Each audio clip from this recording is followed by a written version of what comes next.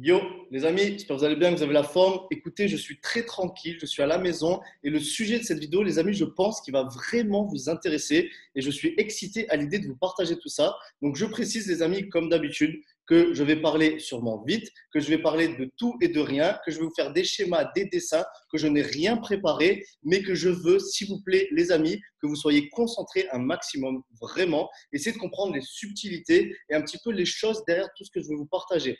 Parce que je pense sincèrement que le sujet de cette vidéo, les 3 erreurs à ne pas faire, parce que c'est des trucs, c'est des conneries que j'ai fait, et vraiment, là, je vais essayer de creuser certaines choses. Ça va être un petit peu technique, un peu pragmatique certaines fois, mais je pense sincèrement, les amis, que si vous comprenez cette subtilité, ça peut vous aider, vous éviter de faire des vraies conneries en fait. Donc, soyez concentrés, on y va, c'est parti, go.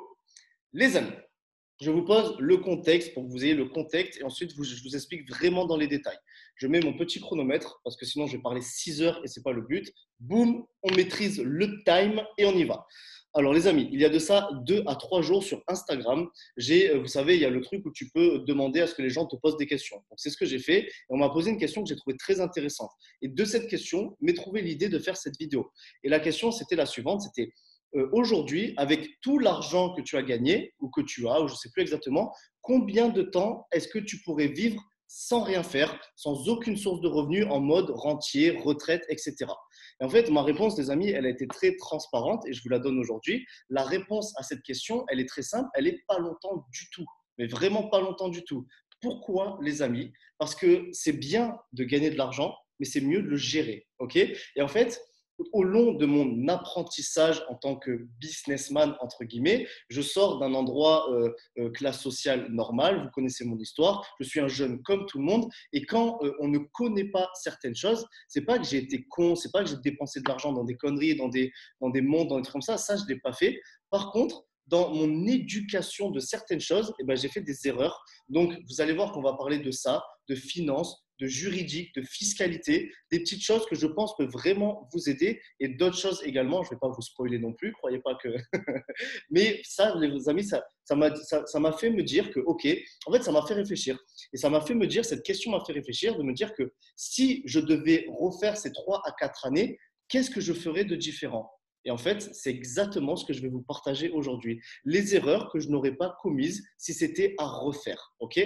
Donc, les amis, on commence la première chose. Ça, alors, je le précise, comme d'habitude, attendez, je vais me poser, je vais mettre bien avec vous parce qu'il faut que je sois bien concentré là. Les amis, ça, je le précise, comme d'hab, je pourrais en parler pendant 2 heures et demie. Je vais vous faire un condensé, mais quand même de façon assez profonde pour que vous le compreniez. Et je vais essayer d'utiliser les bons mots parce que c'est subtil.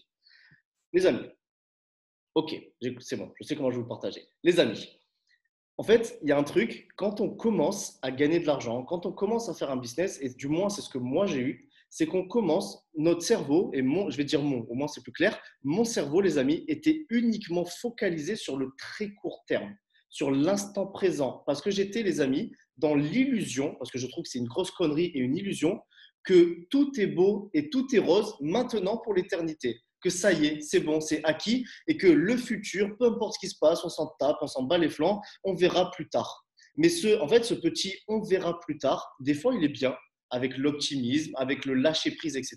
Il en faut, selon moi, mais l'excès du on verra plus tard n'est pas bon. Et moi, c'est ce que j'ai eu beaucoup, les amis. Et ça m'a fait faire certaines erreurs. Je vous en donne une en 2 mots pour que vous compreniez.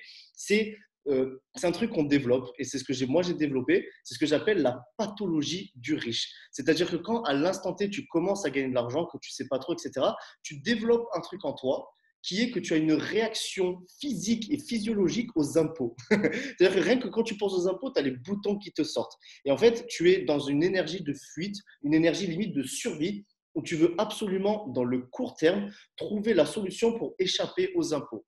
Et donc, moi, juste ce truc de court terme, sans anticiper le futur, sans comprendre que oui, c'était possible d'optimiser sa fiscalité, d'optimiser ses impôts, de faire un beau montage, etc. Mais moi, ce montage, cette optimisation, je l'ai vu juste dans l'année en cours. Je me suis dit, OK, maintenant, de suite, je gagne tant. Si j'économise tant d'impôts, ça me fait tant. Et en fait, je n'ai pas réfléchi long terme.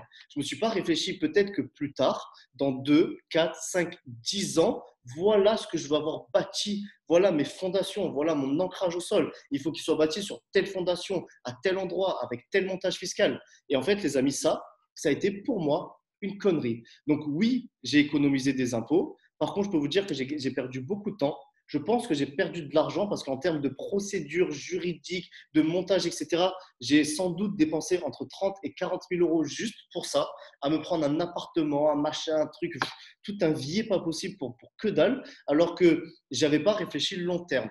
Aujourd'hui, maintenant, de suite, j'espère que je ne fais pas de conneries. Je ne pense pas parce que mes réflexions sont beaucoup plus matures, intelligentes, entre guillemets, et sur une vision long terme. Mais aujourd'hui, là, mes décisions fiscales, juridiques, etc., elles sont beaucoup plus saines. C'est-à-dire qu'aujourd'hui, je m'implante en Suisse, donc je mets ma résidence principale en Suisse, je vais habiter en Suisse, j'ai monté des sociétés en Suisse, mais elles ne sont pas, cette décision, ce n'est pas juste une décision fiscale. Il y a des endroits fiscalement plus intéressants que la Suisse. Il y a des endroits où tu peux payer 2% d'impôts, 0% d'impôts. Mais je ne regarde pas que ça aujourd'hui. Aujourd'hui, je me dis, OK, mes enfants, quelles éducations je veux leur donner, quel environnement, quelle énergie, quelle épigénétique je veux pour eux. OK. Et je vois aujourd'hui, peut-être que ça changera, mais ma réflexion reste la même. Aujourd'hui, je vois potentiellement, c'est possible, mes enfants grandir dans une école suisse avec cette mentalité, avec cette éducation. Vous voyez, c'est plus long terme, c'est plus réfléchi. Je me dis, OK, qu'est-ce que je veux pour mon futur, pour ci, pour ça, quel ancrage. Il me faut une holding, il me faut un truc, il me faut boum. OK, les banques suisses, qu'est-ce qu'elles valent? Si demain il y a une guerre mondiale, la Suisse, est-ce qu'elle est capable d'assumer? Vous voyez, on va dire, c'est beaucoup plus, c'est une vision, comment on dit ça? C'est une vision d'ensemble avec de l'altitude. C'est pas juste le nez dans les choses. Maintenant, c'est une vision d'altitude. Donc, les amis, et ça, c'est valable pour plein de choses, mais je vous invite vivement à réfléchir avec une vision d'altitude. Ne pas juste être dans le nez dans les affaires et regarder de l'altitude et prendre du recul sur certaines choses et de ne pas juste agir pour le court terme maintenant, de suite. Donc ça, les amis, c'est mon premier conseil pour vous. Ça m'a fait défaut et tort pour plein d'autres choses. Je ne vais pas, parce que sinon ça a duré trop longtemps, mais au moins vous avez la première chose. La deuxième chose, les amis, c'est au niveau, alors là, on va dire, c'est plus en termes de gestion financière. Je vais boire un coup parce que ça, c'est vraiment, il faut que je le creuse. Donc, c'est vraiment en termes de gestion financière, d'investissement, de comment gérer mon argent. Vous savez que c'est bien beau de gagner de l'argent, mais c'est encore mieux de le gérer. Je pense aujourd'hui, peut-être que je me trompe, mais avec ce que je sais et ce que je vais vous partager rapidement, ok, je ne sais pas tout, mais j'ai appris certaines choses encore aujourd'hui, avec ce que maintenant je comprends de la gestion, de comment fonctionne le fait de gérer de l'argent, je pense qu'avec cet état d'esprit, là, si tout était à refaire, à l'heure actuelle, je pense que je serais multimillionnaire en actifs avec des investissements, etc. Et sur mon compte, j'aurai plus d'1 million d'euros, c'est sûr et certain, si j'appliquais ce que je vais vous partager aujourd'hui. Donc, là, on touche un sujet un petit peu technique et sensible. Donc, les amis, tout ce que je vous partager, ça n'engage que moi. C'est ce que moi, je pense. Je peux me tromper, je ne sais pas tout. Je suis encore un bébé dans le business. Donc, ne me jugez pas s'il y a des choses que vous dites, ouais, mais non, je vais vous partager ce que moi, je pense. Et c'est ce que moi, je pense. Voilà. Donc, si vous n'êtes pas content, c'est pas grave. Les amis, ok. Alors, donc, première chose, chose que je n'ai pas fait, mais ça, vous déconseille de le faire, c'est de cramer votre argent dans des conneries et ainsi de suite. Une chose que je n'ai pas fait et qu'aujourd'hui je comprends, en fait, c'est une façon de réfléchir en termes d'argent. Okay. Moi, je réfléchissais beaucoup, les amis, que et uniquement à combien je gagne par mois. C'est-à-dire que ma focalisation, aujourd'hui, je ne réfléchis plus du tout comme ça. Mais avant, ma focalisation, c'était OK. Par exemple, vous connaissez un petit peu l'histoire, je suis au chômage, je ne gagne pas un franc, je n'ai pas de business. Je me dis, avant la fin de l'année, il faut que je gagne 10 000 euros par mois. Énergie, excitation, détermination, boum. Ça, je pense que c'est génial au début. Au début, c'est magnifique. Il faut ce truc ce challenge de 10 000 balles par mois, nanani, etc. Ça m'a énormément aidé. Par contre, par la suite, j'ai gardé cette mentalité de combien je gagne par mois. Et pour moi, les amis, l'argent voulait dire un montant mensuel par mois. Aujourd'hui, je ne réfléchis plus comme ça. Aujourd'hui, je réfléchis en termes de valorisation. Aujourd'hui, je réfléchis en termes de trésorerie. Aujourd'hui, je réfléchis en termes de à quel point je suis solvable pour une banque, à quel point je peux emprunter 100 000 euros et lever 1 million d'euros, à quel point mes bilans au bout de 3 ans sont solides, à quel point j'ai une trésorerie solide, à quel point ma holding devient ma propre banque et finance mes autres actifs derrière. En fait, j'ai une vision totalement différente qui n'a strictement rien à voir de juste je veux gagner tant par mois et maintenant je veux tel ancrage, je veux telle vision. Donc, c'est cette vision en 2 mots, parce que ça pourrait durer très longtemps, que je vais essayer de vous partager. La première vision, c'est OK, je veux gagner 5 000 balles par mois, 10 000 balles, 50 000, 100 000, 500 000 euros par mois. Moi, il y a des moments où mon objectif, ça a été de me dire je veux gagner 100 000 euros par mois. Aujourd'hui, bien sûr que je veux gagner 100 000 euros par mois, mais plus intéressant que ça, je veux tout un truc derrière. OK? Je vais vous faire un petit dessin, les amis, pour que vous compreniez ce que je veux vous dire. Alors, une petite seconde.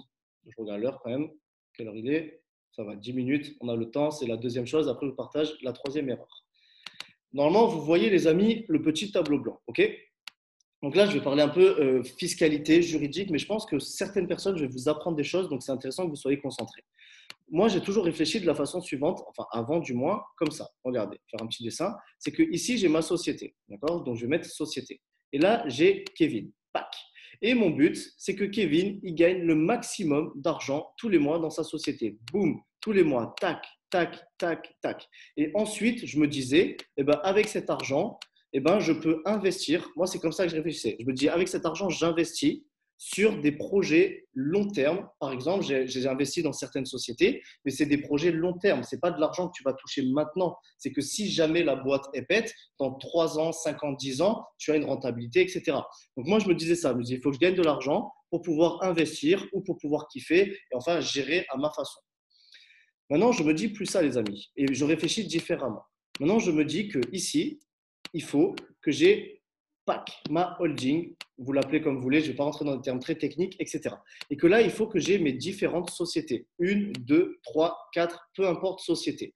Et mon but aujourd'hui, c'est simple, c'est que ça devienne le plus puissant possible. C'est que ça, les amis, en termes de valorisation, mon groupe, parce que ma holding détient des pourcentages dans certaines sociétés. Par exemple, ici, une société que j'ai montée, que je suis actionnaire à 50% de cette société, eh ben, il faut que cette société ici soit la plus puissante possible. Parce que le fait de détenir 50% d'une société qui vaut 2 millions, 3 millions, 20 millions, ici, ma holding, qui détient 50% de cette société à 2, 3, 4 millions, prend du galon, en des termes très simples, prend de la valorisation, prend de la puissance, prend du cash et ainsi de suite.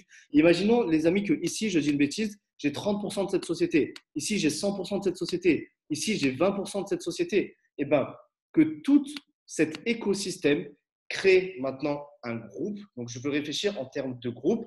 Et le papa ou la maman de ce groupe, c'est ce que vous voyez en haut, c'est la holding, c'est ma société mère qui est détenue à 100% ici, par moi-même. C'est-à-dire qu'ici, je suis actionnaire à 100% de ma société qui détient d'autres sociétés. Et mon but, c'est que cette holding soit valorisée, soit valorisée et soit crédible. Okay, et imaginons maintenant que cette société soit valorisée, je vous dis de bêtises, à 10 millions d'euros.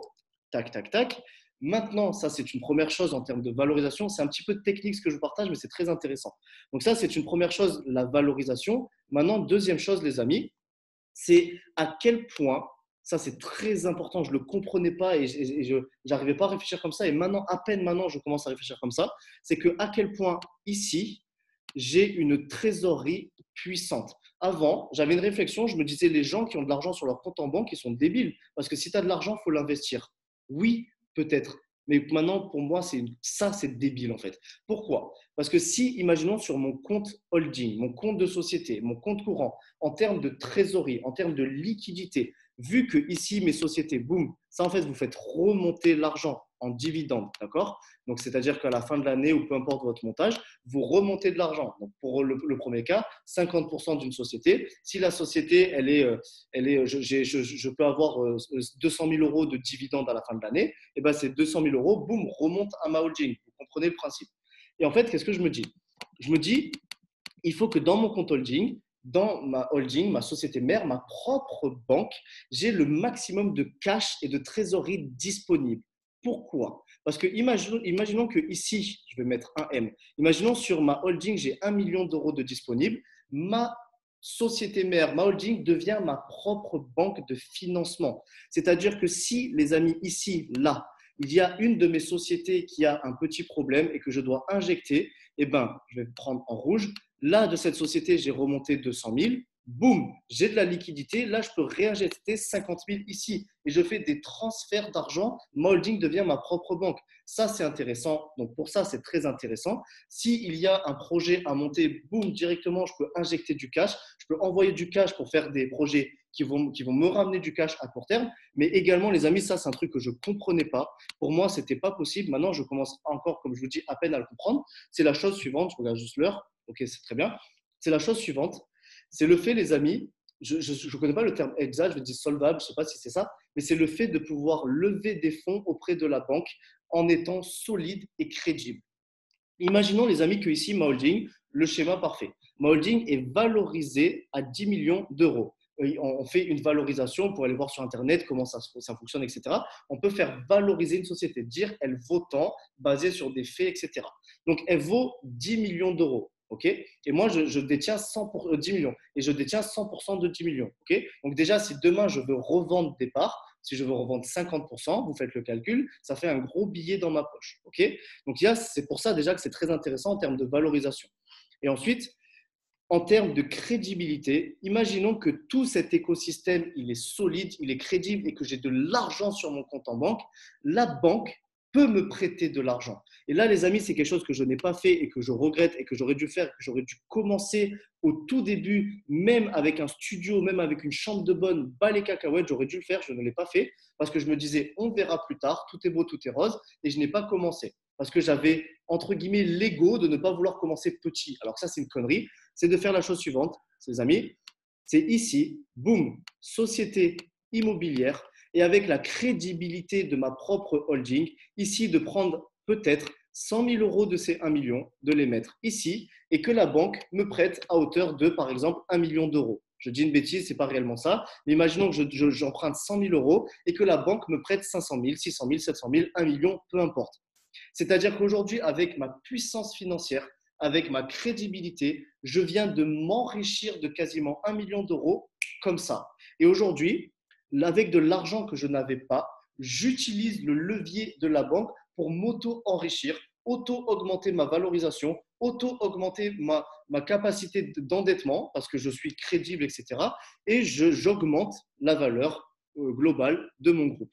Et donc, en faisant ça, les amis, ça, vous pourrez le creuser encore une fois, mais imaginons que j'ai posé 100 000 euros, que la banque m'a prêté 1 million, qu'avec ça, j'investis dans l'immobilier, que je fous les locataires partout, etc., que ça s'autofinance. Peut-être que dans 3 à 4 ans, je peux revendre. Peut-être que mes 100 000, avec le remboursement des prêts, avec une éventuelle plus-value de certains travaux, peut-être que mes 100 000 se sont transformés en 400 000 euros. C'est-à-dire que là, j'ai posé 100 000. La banque m'a prêté 1 million. Il y a eu des remboursements, boum, boum, boum, boum. Au moment où je revends, je rembourse la banque. Et vu que les locataires, etc., ont remboursé une partie de ce que moi, je dois rembourser à la banque, je récupère la différence. Et peut-être que ces 100 000 se sont transformés en 400 ou en 500 000 disponibles maintenant. Et avec ces mêmes 500 000, les amis, je repose 500 000 sur la table. Et maintenant, peut-être que la banque ne me prête plus 1 million, mais la banque me prête 1,5 million, voire 2 millions. Je dis de bêtises, mais vous comprenez. Et le même processus. Et en quelques années, ces 100 000 euros se transforment en 1 million, 2 millions, 3 millions. Et c'est avec ce principe, les amis, qu'on dit que les riches deviennent de plus en plus riches. Si vous avez de la trésorerie, si vous avez de l'argent de côté, si vous gérez bien votre finance, votre montage, etc., les amis, je pense qu'en 2 à 3 ans, on peut devenir multimillionnaire en gérant bien son argent et ses finances. Et c'est pour ça que je dis que je regrette de ne pas avoir fait ça plus tôt, de ne pas m'être implanté plus tôt dans un endroit carré, de ne pas plutôt avoir fait les choses vraiment carrées à 100 000% au niveau juridique, fiscal, de ne pas avoir compris tout ça, parce que j'aurais aimé commencer petit, chose que je n'ai pas fait par ego ou par quoi que ce soit ou par bêtise, j'en sais rien. Mais là, je commence à peine maintenant de suite à comprendre ça et à me projeter sur les 10 ans à venir, à me dire que dans les 5 ans, je vais avoir tant de trésorerie, je vais avoir tant de liquidités, je vais avoir tant de sociétés différentes, je vais avoir tant de valorisation, je vais avoir un groupe immobilier à tant de valeur et ainsi de suite. Donc, ma réflexion a complètement changé par rapport à ça. Quelle heure est-il, monsieur Percy? Le 8h15, monsieur Placard. Est-ce que c'était nul ça? Donc ça, les amis, ok, ça fait 18 minutes. Je vous partage la troisième connerie et erreur qui est encore vraiment importante selon moi. Donc soyez très, très, très concentrés. Je bois un petit coup d'eau et je vous partage ça. Donc, les amis, partagez-moi en commentaire, s'il vous plaît, comme d'habitude. Je lis tous vos commentaires, je lis tous vos messages, les amis. Donc, n'hésitez pas, envoyez-moi des messages, partagez-moi. Et j'ai besoin d'avoir vos retours, j'ai besoin de savoir ce que vous pensez. Parce que moi, je suis seul comme un sgeg devant mon ordinateur à vous faire des vidéos. Mais mais en fait, moi, j'ai pas idée que vous regardez tout. Moi, limite, je l'ai fait, je sais même pas que les gens y regardent, vous voyez.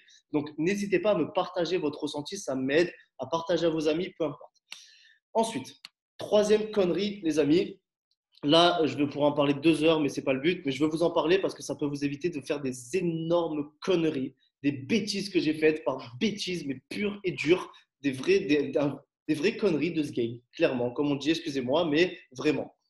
Ça a été, les amis, dans le business, de confondre affectif avec business et avec pragmatisme. Ok. Il m'est arrivé, les amis, de faire confiance aux mauvaises personnes.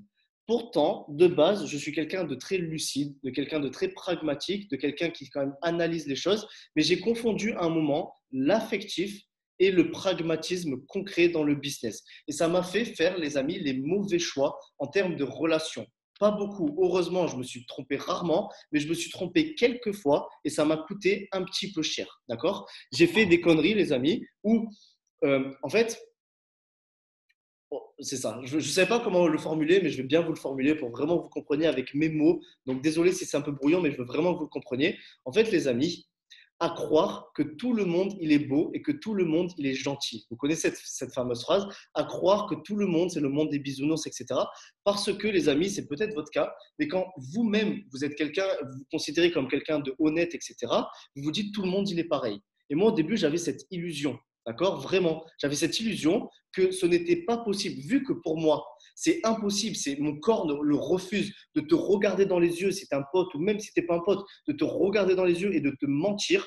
C'est-à-dire que moi, pour moi, dans mon échelle de valeurs, l'une de mes valeurs premières, c'est le mensonge, c'est impossible, ça n'existe pas. Pour moi, tu es un gros fils de bip si tu mens, c'est que tu ne mérites même pas de vivre en fait. Si tu es capable de me mentir dans les yeux sur quelque chose, c'est que tu ne mérites même pas de vivre. Donc, vu que pour moi, c'est impossible, ça n'existe pas, et c'est un truc qui est inconcevable pour moi dans mon corps, je me disais que tout le monde était pareil.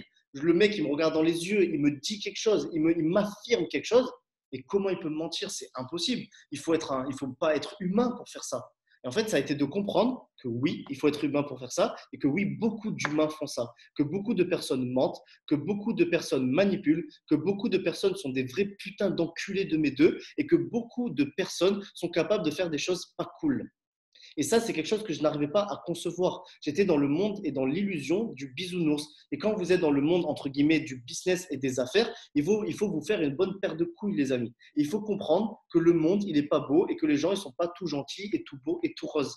Et ça, les amis, pour ça, il faut être capable de dissocier l'affectif du pragmatisme. Il faut être capable d'avoir encore une fois une vue d'altitude, une vue d'ensemble, de poser les choses et de faire les choses de façon neutre, de façon carrée et de façon strict en fait avec les gens. Ok. Donc moi, c'est ce que je n'ai pas fait. Et les amis, comment ça se traduit en 2 secondes? C'est de toujours, selon moi, maintenant, de suite, les leçons que je dois en tirer. Je vous parle à vous, mais je vous parle à moi là. Moi, vous comprenez. Les leçons que je dois en tirer, les amis, c'est que peu importe qui tu es, aujourd'hui, les amis, peu importe qui tu es, c'est-à-dire que je pourrais monter une entreprise demain avec ma sœur, avec ma mère, avec mon père, qui sont les personnes les plus importantes pour moi, ok. Même avec mon père, ma sœur et ma mère, je fais un contrat, on contractualise quelque chose. S'il y a du business, il y a des pourcentages, on l'écrit, on le signe, on le contractualise et on fait les choses carrées. S'il faut qu'il y ait mon avocat qui regarde et qui me valide que le contrat il est bon, que les deux parties soient honorées et qu'on peut avancer sur des bonnes bases, on le fait. Peu importe que tu sois X, Y, tartampion, mon cul, mon anus, on s'en tape. Et ça a été mon erreur, les amis. Par un petit peu ne pas oser au début dire oui, d'accord, on joue à la confiance. La confiance, mon cul. La confiance n'exclut pas le contrôle. Retenez cette phrase, les amis. La confiance n'exclut pas le contrôle. C'est beau et c'est bien d'être optimiste, de faire confiance aux gens. Je ne dis pas le contraire. Je ne dis pas qu'il faut être un rapiat, tout. Mais par contre, les amis, il faut, selon moi, garder une part de extrême lucidité et une ligne conductrice. Et quand on parle business, quand on parle argent, quand on parle tout ça, on se comporte pareil avec X qu'avec Y. Même si Y, c'est papa, maman, tonton, sœur, même si c'est meilleur ami, peu importe. on garde notre ligne de conduite. Le business, c'est le business. Et les gens ne vont pas vous en vouloir si vous vous posez 2 secondes et vous lui dites, OK, comment on fait sur ce pourcentage? OK, on fait 20, 30, machin. OK, eh ben, écoute, je vais t'envoyer un contrat, tu vas me le renvoyer signé, mon avocat va le regarder, on va le valider ensemble et à partir de ce moment-là, on va commencer à travailler, toi et moi. Vous voyez, les amis, c'est une énergie et vous sentez que mon énergie est différente là. Parce que c'est quelque chose que j'ai appris, c'est quelque chose qu'aujourd'hui est vraiment pour moi très important, c'est de ne plus jamais confondre affectif et business. Je ne dis pas qu'on ne peut pas faire de business avec ses amis, c'est vraiment pas ce que je suis en train de dire. Mais je veux dire d'être neutre et carré avec tout le monde, de regarder le contrat, de signer au bon endroit, de vraiment faire les choses bien et de comprendre, les amis, s'il vous plaît, qu'une personne peut vous regarder dans les yeux et qu'elle est en train de vous niquer la gueule. C'est possible. Je ne le concevais pas. Ça m'est arrivé. Ça m'est arrivé, les amis, que des personnes, plusieurs personnes, ok, parce que j'ai encore appris certaines choses, mais en bref, on s'en tape, mais que plusieurs personnes me regardent droit dans les yeux, me montrent des chiffres en me disant, regarde, j'ai gagné tant, j'ai fait ci, voilà ce que je fais, voilà ce que je sais faire, voilà ça, et que tout ça soit complètement faux. Donc, si, les amis, ça a été possible pour moi, ça sera possible pour vous. Donc, comprenez juste, dites-vous, s'il vous plaît, juste ça. À chaque fois, dites-vous un truc dans votre tête en vous disant, même si c'est 1%, il y a 1% de chance que cette personne soit en train de me mentir. Donc, même si je lui fais confiance à 99%, la confiance n'exclut pas le contrôle. Donc, je lui fais confiance, mais on va contrôler la situation. Et si j'avais fait juste ça, juste ce 1% de contrôle au lieu du 100% de confiance aveugle en mode si il me le dit, si il me le montre, c'est que c'est vrai parce que moi je pense que c'est pas possible de mentir, donc les gens ne peuvent pas me mentir, eh ben ça m'aurait évité des petites emmerdes. Ok les amis? Donc ça, je vous invite à vraiment le mettre en pratique. Je regarde l'heure, 25 minutes, c'est bon, on a fini avec tout ça, les amis. J'espère que la vidéo vous a parlé, j'espère qu'elle vous a aidé, j'espère qu'elle vous a aidé à ne pas faire les conneries que j'ai pu faire. On peut en parler pendant 10 ans, c'est un sujet tellement large. De chaque sujet, on peut le creuser. Le premier sur le fait de regarder les choses avec altitude. Le deuxième, de pouvoir se projeter et d'avoir une gestion différente de son argent et de comprendre les leviers financiers à mon échelle, mais moi, c'est comme ça que je les comprends aujourd'hui. Et troisièmement, les amis, que la confiance n'exclut pas le contrôle et que quand on parle business, on parle business. Il faut faire des contrats. Et même si c'est un petit peu cher, on s'en fout, il faut des avocats, il faut des choses. Et aujourd'hui, les amis, je suis fier et heureux que certaines choses me soient arrivées et que dans mon parcours, et ben, comme c'est logique, des fois il y a des embûches, c'est normal, sinon c'est impossible. Je suis aujourd'hui heureux parce que je peux vous garantir que je ne suis pas la même personne businessment parlant qu'il y a 6 mois ou il y a un an. Aujourd'hui, les amis, je me considère au moins dans ma tête comme un vrai businessman, comme un vrai chef d'entreprise, comme une personne qui a une gestion, qui gère mon organisation, qui gère mon argent, qui a une vision. Et je suis convaincu, les amis, qu'aujourd'hui, avec ce que je sais, donc, c'est-à-dire que pendant 3 à 4 ans, on va dire que j'ai fait certaines choses qui m'ont fait perdre du temps. Par contre, cette expérience, aujourd'hui, dans 1 an, 2 ans, 3 ans, m'aura permis de faire un BAM, une explosion. Donc, les amis, apprenez toujours de vos erreurs parce que si vous faites niquer une fois, 2 fois, mais que vous apprenez pas et que vous faites niquer 45 fois, vous êtes un débile, clairement. Donc, si vous faites niquer une fois, 2 fois, ou vous faites une erreur une fois, 2 fois, comprenez cette erreur, mettez le doigt dessus, regardez-la, changez-la et permettez-vous de changer par rapport à ça. Je vous fais un gros bisou, les amis. Force à vous. J'espère que ça vous a aidé. J'ai kiffé faire cette vidéo. Partagez-la autour de vous. Je vous embrasse. Force à vous. Bisous. Ciao, ciao.